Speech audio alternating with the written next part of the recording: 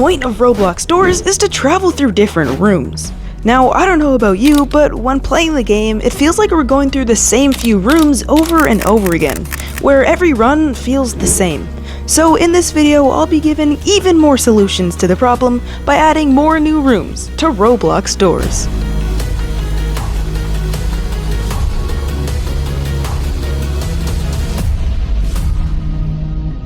Before we start, this is actually my second video making new rooms for doors, so if you haven't seen the first video, make sure to watch it after watching this one. But anyway, let's start with the hotel.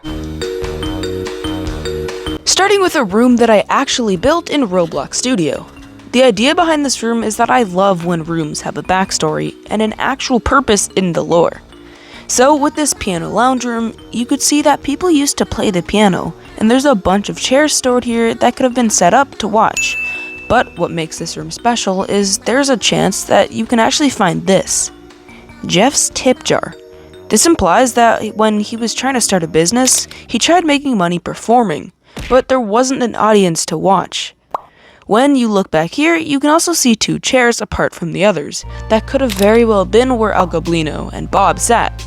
And if you look under here, it's Jeff's sign and his paint. The next room type that I would love to be added to doors is an alternative to the locked room variations. For the hotel, I came up with this idea. It's the 3-digit number lock code, where instead of just looking for a key to unlock it, there's 3 numbers that you have to find inside of a book. This could act as sort of a tutorial to new players to kind of show what the library could be like before you even get to it. You can find the guiding light books that spawn in bookshelves or on top of tables. And instead of having to find multiple books, the entire code is all in one book, and instead of having to decode the shapes, it's just the numbers straight up by themselves, so it doesn't get too complicated. And there would be tons of different rooms that have this puzzle inside of it. And this would serve to add some more actual gameplay into your runs. I would also love to see more live rooms added into the hotel. A live room is like the bookshelf room where the bookshelf falls over when you go in. But anyway, a few examples of it could be a room where when you walk in, you can see El Goblino just barely out of your corner of your eye go into a crack in the wall. Because we know he can go inside of walls because he is the one making the knocking noise on the walls. Or we could see a room where figures running past the outside of the window, which would give us a great explanation on how he gets from the library to the electrical room so fast before us. This next room, or should I say rooms, that I actually made in Roblox Studio is an example of how you could take one simple room and give it lots of variations. So here's the new room I made. It's a simple hallway with one side having windows and the other side having side rooms. It's super simple, but it allows it to have a lot of variety. Like for example, this ruined room, where there is a huge pile of rubble. We have no idea what made it, but it could be lore related. And there is a little area through it that you can crouch, which obviously makes more functionality of the crouch feature.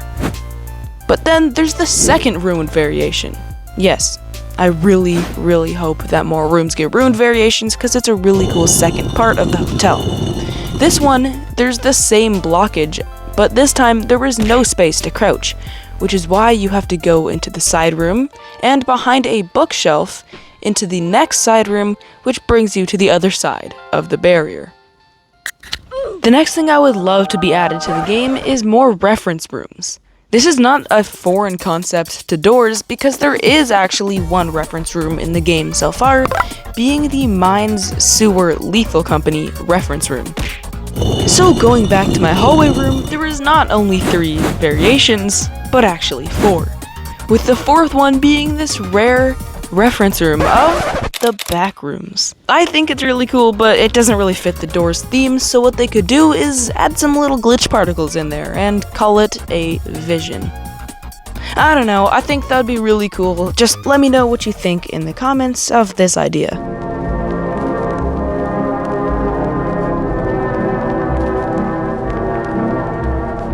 Okay, enough of that. So my last idea for this video for the hotel is a pool. That's right, hotels have pools. Tell me the last time you went to a hotel and it didn't have a pool. Okay, I'm sure you can name a time, but it doesn't matter. Hotels have pools. End of story. I did run out of time to fully model this, so I guess take this as a concept idea. Of course, if it was in the game, it would look way more detailed and way more fitting for the Doors theme. Shout out to Fear for the idea, by the way. Anyway, let's move on to the mines.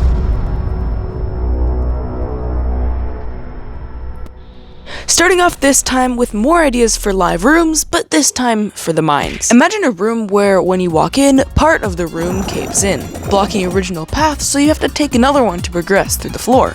Or a room where a pipe bursts open and now you have to trudge through a room with water in it.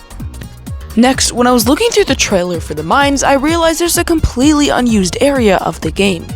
That being the unused Seek Chase. I think what they could do is repurpose that chase into its own new room that isn't a chase, cause it'd be cool to just walk on these bridge-like things and crouch under these little openings. Okay, so back to rooms that I actually built, with this one being an El Goblino camp. Once again, another room with lore. When you first walk into the room, it looks pretty normal, until you get past this big wall of rocks, and you see a tent.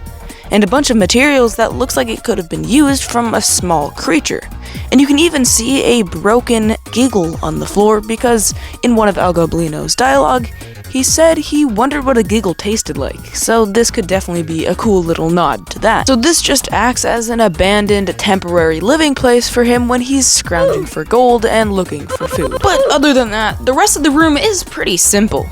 But let's move on to something that might be a little less simple for the developers to implement if this were actually to be a feature in the real game. So like how in the hotel that I made an alternative for the key rooms, the mines version of the key rooms is the generators. So my alternative for that is the mining rooms. Or the pickaxe rooms, whatever you want to call it. Here's how this room works. When you first walk into the room, rocks in front of the exit to the next room will cave in, blocking you from getting out. But these rocks are mineable. You can tell by their cracked texture. So what you'll have to do is go into a side room themed after an equipment room.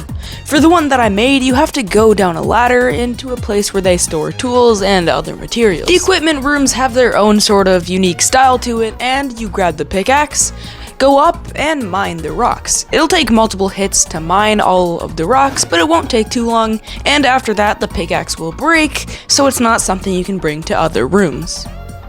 And just like the generator puzzle, this puzzle will have a ton of different rooms with this in it. It would also be cool to have Grumble themed rooms that aren't in the nest. Since we know that the Grumbles are based off ants, and ants in the real world have entire areas for storing ant larvae, I think something could be really cool where there's like Grumble larva, which is like even before giggles, and it would be really cool and creepy to see that through your run. And maybe this room type could be completely dark because, well, the Grumble nest doesn't have any lights. Thanks Unlucky Turtle for the idea, by the way. And for my final idea for the mines, the elevator riding room thing. By the way, this idea also works for the hotel, so just keep that in mind as I'm explaining it. So all you have to do to get past this room is walk to the elevator, get inside, press the button, and ride it down.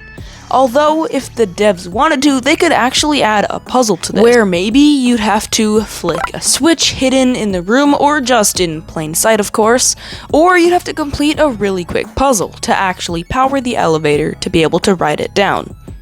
Then, at the bottom of the room, I didn't go all out in making it look good, it's just a little area, and then you go on to the next room. This would actually work perfectly in the hotel, because they already have rooms with elevators in them, they just don't actually work. And honestly, I'm surprised the devs even added this room without even having the elevators work in the first place. This should have been a feature ever since these rooms were added, but whatever. Anyway, now on to my Backdoors ideas. I only made 2 rooms for the Backdoors, so let's take a look. This room here really expands upon Vacuum's mechanics, with there being a massive hole in the floor that you have to walk over some planks, and if you fall in, you fall into the vacuum and... And this other room is a multi-floored backdoor room. And what you might be thinking is, if the backdoor's the basement to the hotel, why would the basement have multiple floors? And to that I say there's already rooms with different floors in the backdoor, but just not in the signature Backdoor's wooden style. So take a look at this room, I feel like it's pretty cool. But with all of that being said, that concludes the rooms I've made for this video. If you've watched all the way until now, you've got to have at least enjoyed the video a little bit, so I think that deserves at least a like. And I know it might be a lot to ask, especially if this is the first one of my videos you've seen, but maybe consider subscribing. It'd mean a lot to me.